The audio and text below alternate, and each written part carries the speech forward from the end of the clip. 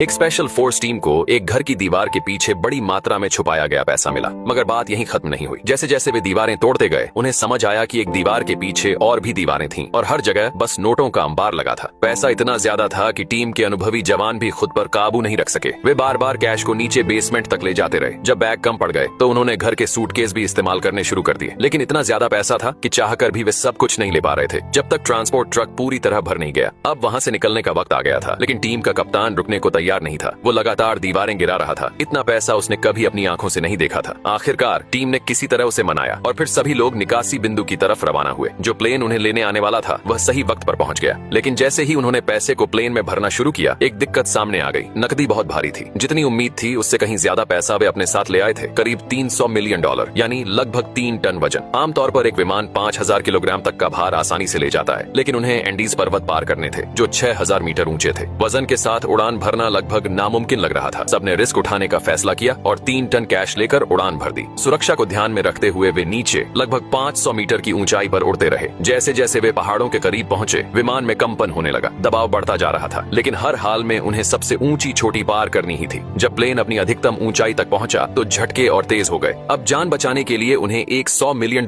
बाहर फेंकना पड़ा। वजन कम होते ही विमान ऊंचा उठने लगा और वो लगभग चोटी के पार पहुंच ही चुके थे कि अचानक प्लेन नीचे की तरफ गिरने लगा। सभी डर गए, लेकिन पायलट ने किसी तरह विमान को संभाल लिया और चोटी के किनारे से उसे मोड़ दिया। सबने चैन की सांस ली। तभी प्लेन से धुआं निकलना शुरू हो गया और उसकी ताकत कम होती जा रही थी। पायलट ने तुरंत आदेश दिया कि बचा हुआ सारा पैसा भी बाहर फेंक दिया जाए। मजबूरी में एक सैनिक ने हैच खोला, बाहर निकला और रस्सी काट दी। सारा कैश नीचे गिर गया और प्लेन फिर से संतुलन में आ गया। लेकिन वो सैनिक अब विमान के बाहर लटक रहा था और गिरने ही वाला था। सभी उसे पकड़ने दौड़े, लेकिन अफसोस वे उसे नहीं पकड़ सके और वह नीचे गिर गया। कुछ ही देर बाद प्लेन जमीन से जा टकराया, लेकिन किस्मत अच्छी थी, प्लेन फटा नहीं और किसी तरह सभी जिंदा बच गए।